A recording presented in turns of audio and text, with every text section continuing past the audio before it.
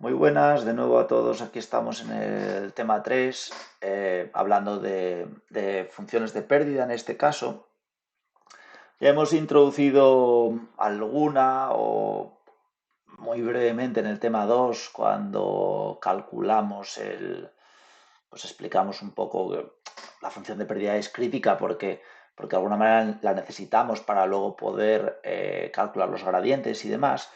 Y en este vídeo y en el siguiente voy a tratar de hablar de funciones de pérdida dependiendo un poco del problema que tengamos entre manos.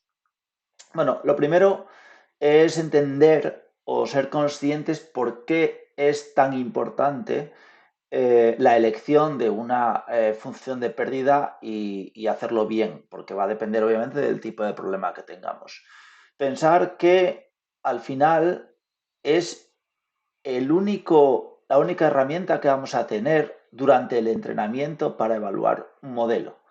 Y al final va a resumir el comportamiento de ese modelo en un único número. Eso es importante. ¿Vale? Un único número que va a resumir cuánto de bien o de mal ese modelo está actuando sobre, en este caso, los datos de entrenamiento de validación y, por tanto, cómo elijamos cómo se va a calcular este número, pues tiene que estar alineado con los objetivos que nosotros tengamos para ese modelo en concreto. ¿Vale? Entonces, esto es una cosa muy, muy importante porque, ya os digo, ya no solo es que todos los errores, o sea, quiero decir, los pesos de la red se vayan a ir adaptando para mejorar este número, ir llevándolo a hacer lo más posible, sino que además pues lo vamos a utilizar también pues para comparar diferentes soluciones, para elegir un modelo, pues para establecer un benchmark inicial y luego tratar de mejorarlo, etcétera, etcétera. Es decir, eso es un número crítico, ¿vale? Bueno, las funciones de pérdida es importante entender también que, al contrario que yo que sé, si estáis evaluando un modelo de clasificación con cualquier algoritmo, pues podéis tener en cuenta, por ejemplo, el acierto, ¿vale? Que sería un número que cuanto mayor sería mejor, ¿vale? En el caso de las funciones de pérdida, siempre vamos a tratar que tiendan a cero, ¿vale? Es decir, hay que tratar de reducir la función de pérdida. Es básicamente por las características del algoritmo de aprendizaje del backpropagation que estamos utilizando aquí desde el gradiente. Bueno, entonces siempre vamos a tratar de minimizar. Entonces, a la hora de escoger una función de pérdida tiene que tener esta primera característica, es decir, valores más cercanos a cero, nuestro modelo es mejor, valores más alejados de cero, en positivo, van a ser peores, ¿vale? Entonces, esto es importante. Quiero recalcarlo otra vez más, esto que tengo aquí escrito, que es que nosotros podemos elegir una función de pérdida, elegirla mal y que nuestro modelo la minimice y pensar que el modelo está funcionando bien y luego cuando lo llevamos a producción nos podemos dar cuenta de que no es lo que esperábamos, pero no porque el modelo no haya aprendido, no porque el entrenamiento haya estado mal, sino porque hemos elegido mal esta función de pérdida para nuestro problema concreto. Bueno, no voy a entrar en muchísimas funciones de pérdida. Hay muchas, quiero decir, tenemos muchísimas opciones. Os voy a hablar de las más generales y más importantes. Quizá en el futuro ampliemos esta parte o se pueda hacer algún vídeo más pues, para añadir alguna función de pérdida más o ver en prácticas alguna más. Pero bueno, estas mínimo hay que sabérselas, ¿vale? Y siempre vamos a tener en cuenta de que estamos trabajando con una función L que va a comparar la I predicha con la I real, ¿vale? Y las que tenemos principales son para problemas de clasificación, que son las que vamos a tener en este vídeo, y luego estas serían para problemas de regresión. Cada una tiene sus características. Esta es para problemas binarios y esta es para problemas multiclase. Bueno, vais a ver que estas las cross-entropy loss, esta es una familia de funciones, realmente la multiclase y la binaria son muy, muy similares, ¿vale? Pero bueno, tenemos que conocer las dos y entender sus propiedades. Luego, en las de regresión, cuando tratamos de predecir un número, una cantidad, bueno, pues hay estas, entre otras, ¿vale? Ya os digo, pero bueno, sí que tienen características diferentes, es decir, aplicaremos unas u otras según un poco que queramos que el modelo en que queramos que el modelo sea mejor, si queremos errores, bueno, tener una medida interpretable, o si queremos que errores tenemos que saber si queremos que sean absolutos, relativos. Bueno, aquí hay muchas alternativas, iremos desgranándolas, ¿vale? Bueno, sin enrollarme más, que al final me enrollo un poco como una persiana, vamos a hablar de la Binary Cross Entropy Loss, que ya hablamos de ella en el tema 2, pero bueno, ahora vamos a hablar de ella en más detalle. Bueno, está basado en el concepto de entropía cruzada, en el que no voy a entrar, tenéis muchos posts en internet si queréis ver de dónde sale este uso del logaritmo para la función de pérdida. Realmente es una función de pérdida que tiene unas propiedades muy, muy interesantes para clasificar. Lo primero es saber que nosotros vamos a tener, es un problema de clasificación en el que tenemos etiquetas que pueden ser 0 o 1. Esto es importante a la hora de codificar los datos, ¿vale? Esto podríamos decir que es un ejemplo negativo y esto es un ejemplo positivo. Importante eso, no vale menos 1 y 1, ¿vale? Tiene que ser 0 y 1, y cuando preparemos el dataset, pues tendremos que convertir los valores a esto. ¿Vale? La salida de la red, obviamente, tiene que ser, en este caso, una probabilidad que esté entre 0 y 1, ¿vale? Esto es importante, incluidos, es decir, el modelo predecirá 0 cuando piense que el ejemplo es negativo, 1 cuando el ejemplo es positivo, ¿vale? Es importante. Luego aquí, en la fórmula que os pongo, toda esta parte del sumatorio realmente, bueno, podría sobrar. Esto es que nosotros vamos a ponderar este error para todos los ejemplos. Por ejemplo, si estamos en un mini batch de 64 ejemplos y luego vamos a hacer la propagación hacia atrás y todo el rollo este que os enseñé, pues hay que tener un único valor al final, ¿vale? Entonces el error sería el error medio de esos 64 ejemplos, por ejemplo, ¿vale? Pero bueno, el sumatorio este simplemente es eso, ¿vale? N sería el número de ejemplos. Bien, esta función de pérdida tiene dos partes, que es la clave a entender aquí, tiene esta parte de aquí y tiene esta parte de aquí. Si os dais cuenta, matemáticamente es súper sencillo ver que cuando la i es 1, cuando i vale 1, entraría en funcionamiento esta parte, esta otra parte se cancela porque 1 menos 1 es 0 y por tanto al estar multiplicando se cancela, y esta otra parte de aquí de la derecha es cuando la i vale 0, es decir, cuando la i real es negativa.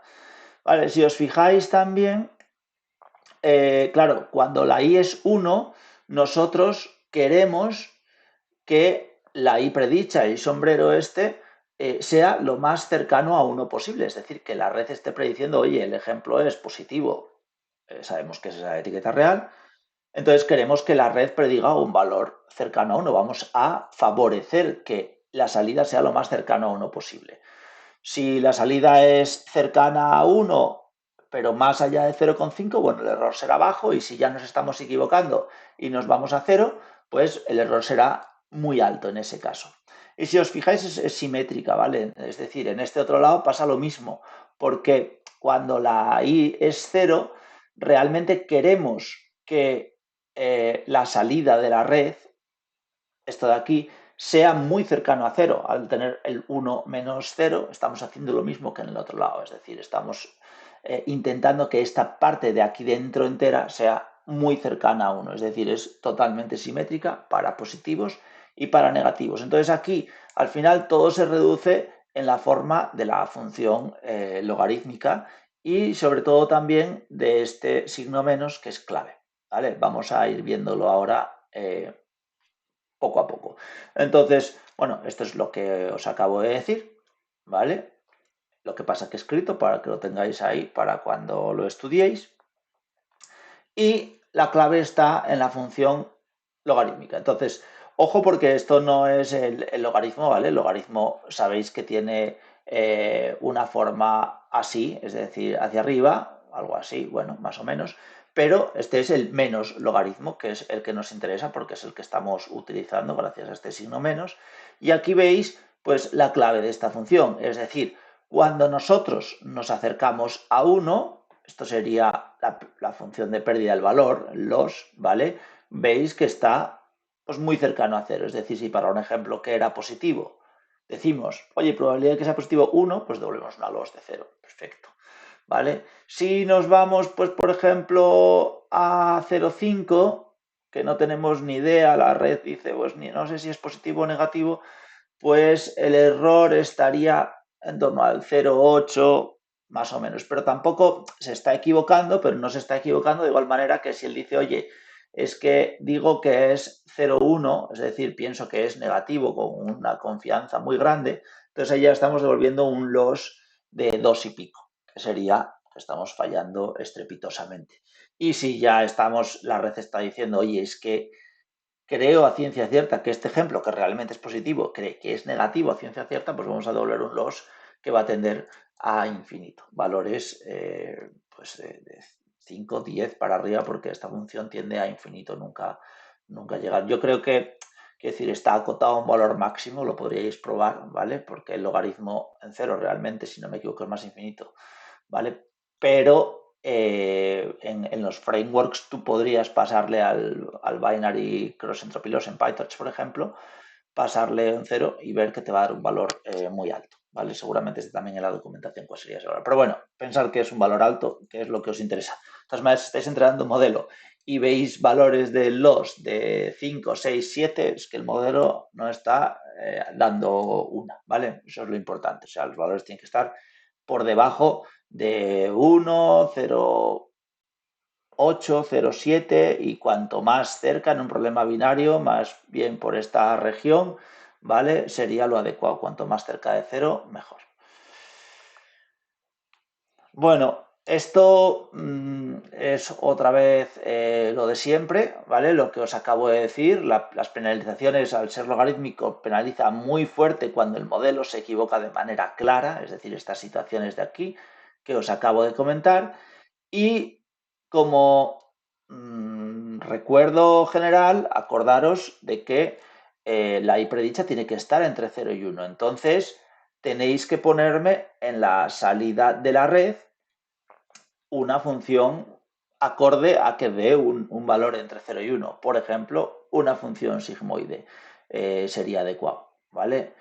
Sí que es verdad que en los frameworks de Deep Learning, que esto lo veremos en prácticas, como por ejemplo en PyTorch, existen versiones de la función de pérdida. Pues creo que tenéis una que es, no me quiero equivocar, lo podéis mirar en la documentación, tenéis una BCLOS, ¿vale? Que sería la que os estoy explicando. Y hay otra que llama BCLOS, creo que es with logic, with algo así, ¿vale? Logics. Siempre que veáis estas versiones de with logics, quiere decir que lo que le podéis pasar a la función de pérdida es previo a la función de activación final. Es decir, él ya lo va a calcular dentro. Es decir, imaginaros que vuestra última capa pues es una neurona, ¿vale? Que tiene una activación, lo que sea, imaginaos que da un 7 y luego esto pasado por la función de activación sigmoide nos da un valor de 0, no sé cuánto, ¿vale? Entre, yo que sé, 0,9 o lo que dé, no lo sé, ¿vale? 0,95, imaginaros que da después de pasar por la sigmoide. Pues una manera sería aplicar esta de aquí pasándole este valor, es decir, poner la función de activación, y otra opción es pasarle directamente la activación antes de la función de activación, es decir, la salida de la neurona, sin pasar por función de activación, que en teoría puede ser algo más eficiente. Pero bueno, un poco como queráis, esto lo veremos en prácticas, pero que sepáis, me interesa que normalmente en PyTorch vais a ver dos versiones. Va a pasar también en la variante de esta función de pérdida para el caso multiclase que veremos ahora. También tenemos dos versiones de la misma función de pérdida en PyTorch.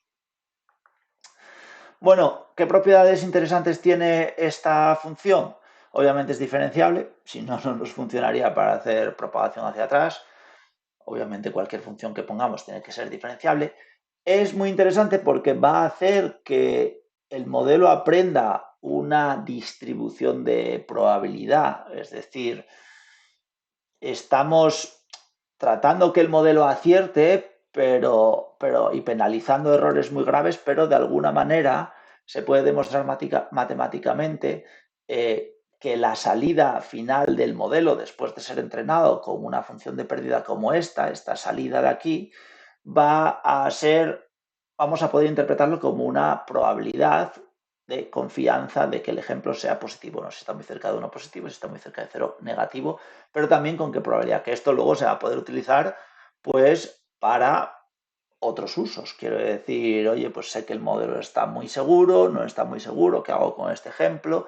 ¿Vale? 0,5 el modelo no sabe.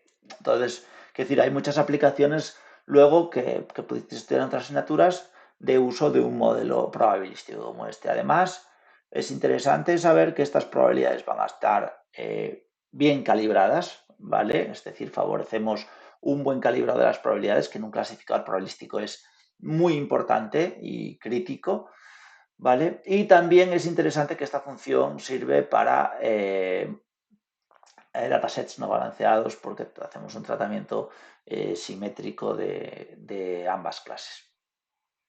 Bueno, pues vamos a ver ahora la generalización para el caso multiclase. Yo diría que esta es casi la función de pérdida más usada en Deep Learning. Siempre obviamente que hablemos de clasificación y si es un problema clasificación multiclase, por ejemplo, para ImageNet o ImageNet o para cualquier otro problema por ahí multiclase, esta función la veis en papers, en todos los sitios, ¿vale? Se usa muchísimo. O sea, la idea es exactamente la misma, es decir, es exactamente la misma. Aquí no os la estoy poniendo ponderada por el número de ejemplos, sino esto es solo para un ejemplo importante. No lo hice porque al ya tener un sumatorio por las clases, no quería liar demasiado la notación, pero bueno, obviamente esto es lo mismo. Si estáis pasando un mini batch de ejemplos, al final va a estar haciendo una media de todos esos ejemplos y el valor va a ser una media para el mini batch. O por ejemplo para el conjunto de validación entero lo pasáis y el error en validación sería una media de todos los ejemplos de ese conjunto de validación. Bueno, ¿por qué digo que la idea es la misma? Bueno, pues realmente vais a ver que aquí vamos a utilizar una cosa que se llama One Hot Encoding para representar el valor i, ¿vale? Y por ejemplo, si tenemos 3 clases y digamos que el ejemplo es de la clase 0, ¿vale? El valor sería esto, es decir, si tenemos 3 clases, cada ejemplo, la i no viene dada por un único valor, no sería 1, 2 y 3 y tendríamos 1 para la clase 1, 2 para la clase 2 y 3 para la clase 3, sino que tendríamos que convertir esta i en un one hot encoding, que se llama así, ¿vale? Como esto, y entonces, en este caso, estaríamos diciendo que el ejemplo es de la clase 1. Esto nos viene perfecto para aplicar esta función y que, como antes, solo tengamos en cuenta realmente uno de los términos, ¿vale? Solo vamos a tener en cuenta uno de los términos porque la i para esa clase solo va a valer 1 en uno de los casos nada más, ¿vale? Entonces vamos a anular el resto de términos y al final, ¿qué vamos a tener en cuenta aquí en la función?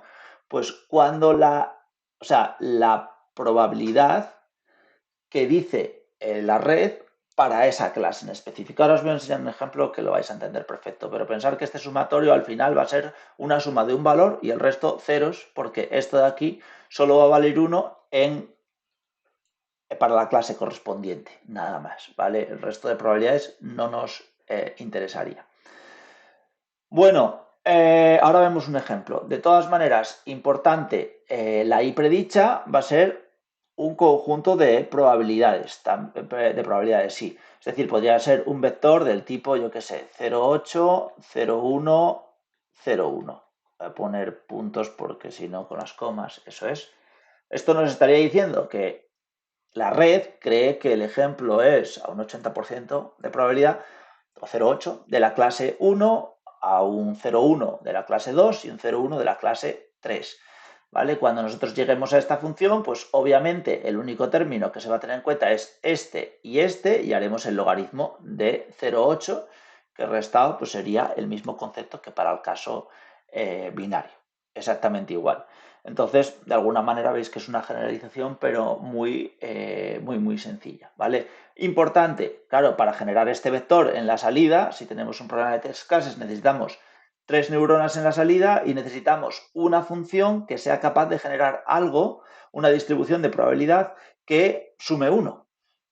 La que utilizamos por defecto aquí, que ya lo explicamos en el tema 2, es softmax, ¿vale? Que ya está explicada. Si no os acordáis, tiráis al vídeo del tema 2 en el que hablamos de funciones de activación. Bueno, vamos a ver un ejemplillo muy sencillo. Entonces, por ejemplo, justo el que os acabo de poner realmente, yo creo que ya lo tenía en la cabeza. Es decir, imaginaos que tenemos coches, motos y aviones y tenemos un ejemplo que es un coche, ¿vale? Ese ejemplo estaría codificado, esto sería la I, como 1, 0, 0, ¿vale? Luego, pues la salida de la red, la que sea, después de aplicar el softmax, tenemos esto, que sería I predicho, y entonces él está diciendo, oye, que cree que a una probabilidad de 0,8, este ejemplo es un coche. La red está bastante segura. ¿Qué los tendríamos en ese caso? Pues todos los términos menos este en el sumatorio serían 0 y nos estaría dando una loss de 0,223, lo cual, bueno, es una loss baja porque en realidad está acertando el ejemplo y lo está haciendo bastante bien, está bastante seguro la red.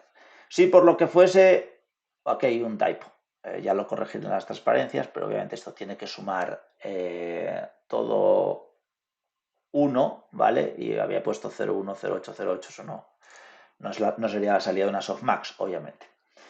Bueno, si tuviésemos esta salida, obviamente el valor que estamos teniendo en cuenta aquí es otra vez este, porque es el que nos indica este 1 de aquí, y por tanto este valor, perdón, sería 2,3, ¿vale? 2,3, que es un valor alto y por tanto nos estaría dando, si tenemos esto promediado en muchos ejemplos y nos sale un 2, es que estamos fallando muchísimos ejemplos.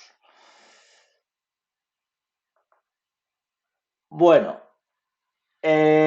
¿cómo interpretar esto? Pues un poco lo de siempre, igual que la binary cross entropy loss, valores cercanos a 0, 0,2, 0,20 y pico, 0,3, indican que el modelo está funcionando porque está devolviendo pues, probabilidades que se ajustan muy bien a la realidad de los ejemplos que está prediciendo. Si ya nos vamos hacia 1, ya nos está indicando que el modelo no funciona bien. Y si tenemos valores mayores que 1, lo normal es que tengamos un error en nuestro código. Pasa a veces, ¿vale? Que hacéis o tenemos, yo incluso, que cometes un error codificando los ejemplos y te equivocas con el 0 y el 1 y estás devolviendo las cosas al revés y te da el modelo está aprendiendo, pero te da unas losses bestiales. Bueno, hay que depurar en ese caso, ¿vale? Es normal empezar con losses del orden de 1, 2, lo que sea, pero rápidamente el modelo tiene que ir bajando, ¿vale? Y bajar a los de 1 y tender a esos valores más cercanos a ceros que a 1. Y bueno, esto es todo. En el siguiente vídeo vamos a ver medidas para problemas de regresión.